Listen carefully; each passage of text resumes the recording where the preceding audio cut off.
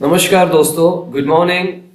मैं ओमकार शर्मा एक नए नोटिफिकेशन के साथ आज आया हुआ हूँ। और ये नोटिफिकेशन एक आपके लिए बहुत ही फायदेमंद है, तो मैंने सोचा क्यों नहीं इस पे एक वीडियो बनाया जाए। अभी जो हमारा पोस्टल डिपार्टमेंट है उसने एक नोटिफिकेशन जारी किया है दिल्ली सर्किल के लिए, डाक सेवक के, ग्रामीण डाक सेवक के लिए, जिसमें कई तरह की पोस्ट हैं। वो क्या क्या पोस्ट हैं, कौन कौन सी पोस्ट हैं, उसके लिए एलिजिबिलिटी क्राइटेरिया क्या है, कौन उसके लिए अप्लाई कर सकता है, क्या उसके लिए कोई एग्जाम होने वाला है या उसकी फीस क्या है। तो ये सारी चीजें, उसकी लास्ट डेट कब तक है, कब से शुरू होने वाला है, तो सारी चीजें अभी एक एक करके मैं आपको सामने बताने वाला हूँ।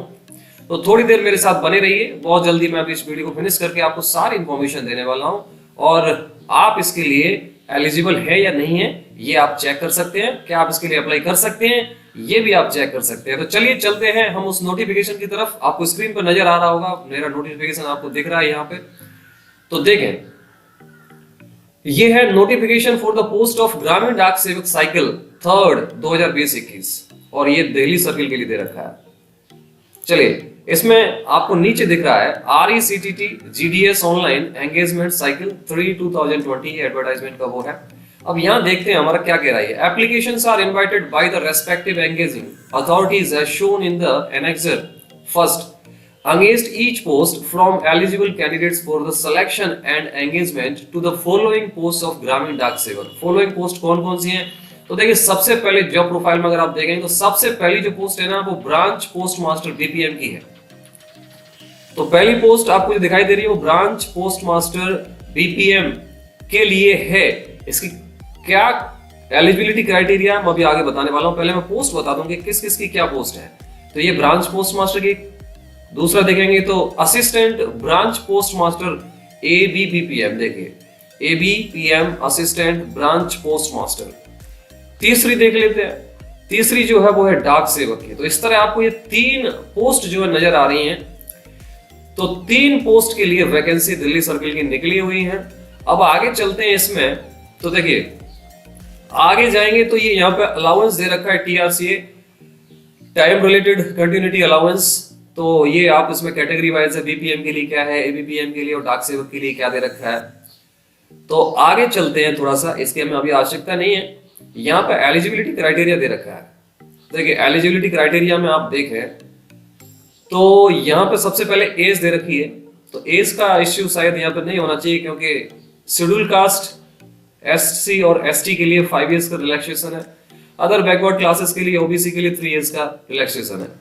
और यहाँ पे देखिए जो टोटल हमारी एज होनी चाहिए ना, वो 18 से 40 साल के बीच होनी चाहिए। अगर आप 18 से 40 साल के बीच के हैं तो आप इसके लिए एलिजिबल हैं, आप अप्लाई कर सकते हैं।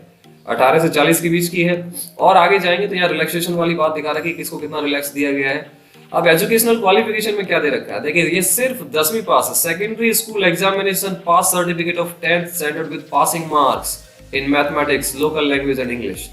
क्या मतलब इसका? मतलब यही है कि आप 10वीं पास होने चाहिए और वो किसी एक अच्छे बोर्ड से होने चाहिए। यही आपका इसमें दे रखा है। Recognise board of education, school education by the government of India, state government या यूनियन टेरिटरीज, कुछ भी हो सकता है। तो आप 10वीं क्लास पास है तो आप इसके लिए एलिजिबल है। उसमें परसेंटेज का मैटर फिलहाल कोई भी नहीं रखा गया है। Compulsory knowledge of local language, चलिए लोकल लैंग्वेज जहाँ पे आप रह रहे हैं, जहाँ इसके लिए अप्लाई करने वाले हैं, उसकी लोकल लैंग्वेज का नॉलेज होना बहुत जरूरी है। आगे और चलते हैं तो आगे अगर आप इसमें देखेंगे names of circle and official languages of the state, तो इसकी हमें ऑफिशियल लैंग्वेज की और जानने की जरूरत आवश्यकता नहीं है। हमें सबको पता है कि किसकी कहाँ का क्या लैंग्वेज होती है, लोकल लैंग्वेज। इसमें एक बेसिक कंप्यूटर ट्रेनिंग और मांगी गई है। जी हाँ, इसमें आपसे कहा गया है कि देखिए basic computer training course certificate of at least 60 days, 60 दिन का कम से कम का एक कंप्यूटर बेसिक ट्रेनिंग कोर्स होना जरूरी है। ये आप देख लें इसमें। चलिए थोड़ा और आगे चलते हैं। रेजिडेंसी आपका बताइए कि रेजिडेंसी आपकी इंडियन होनी ही चाहिए।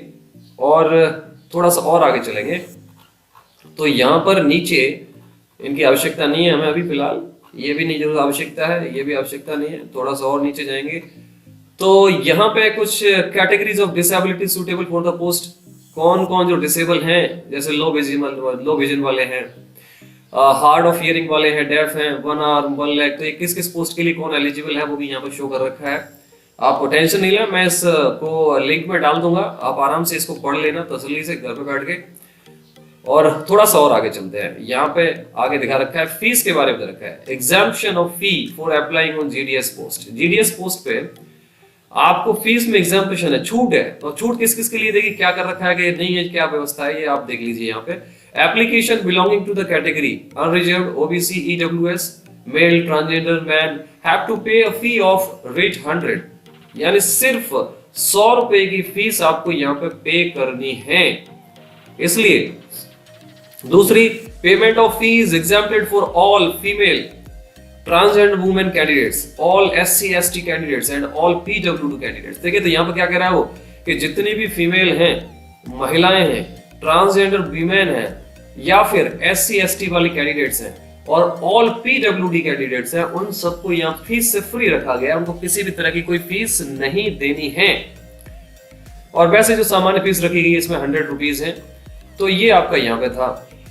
अब इसमें ऑनलाइन अप्लाई का ऑप्शन गया है। इसमें मैं एक चीज और बता दूं आपको, जो सिलेक्शन क्राइटेरिया है ना, वो सिलेक्शन क्राइटेरिया यहां पर सिर्फ और सिर्फ देखिए, no weightage will be given for higher educational qualification. आप सोचे कि भैया इसमें तो बड़े बड़े पढ़े लिखे ऑनलाइन अप्लाई करेंगे, तो जिनके पास ज्यादा क्वालिफिकेशन है ना, उनकी क्वालिफिकेशन को यहाँ पे काउंट नहीं किया जाएगा। इसलिए आप परेशान नहीं हो, आपकी सिर्फ 10वीं की क्वालिफिकेशन ही काउंट होगी। ओनली मार्क्स ऑब्टेन्ड इन 10th स्टैंडर्ड, ये देखिए साफ लिखा हुआ है यहाँ पे, only marks obtained in 10th standard of approved board aggregated to percentage to the accuracy of 4 decimal will be the criteria for finalizing the selection।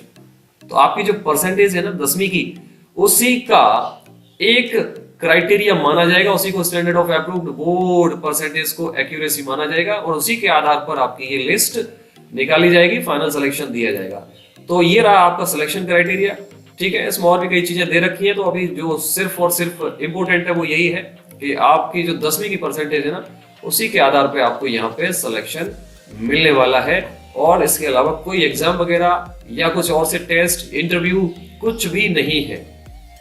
अब कैसे अप्लाई करना है, तो यहाँ पे अप्लाई करने के लिए दे रखा है, candidate must ensure to go through the notification and instructions thoroughly and understand well before registering himself for applying online। सारी चीजें जांच लेनी है सबसे पहले, और उसके बाद में फिर ऑनलाइन रजिस्ट्रेशन के लिए आपको जाना है।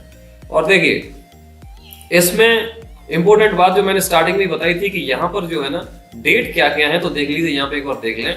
ये एक तरह का एप्लीकेशन फॉर्म दिखा रखा है यहाँ, तो यहाँ पे देखिए 27/1/2021 से ये स्टार्ट होने वाला है और 26/2/2021 तक ये चलने वाला है।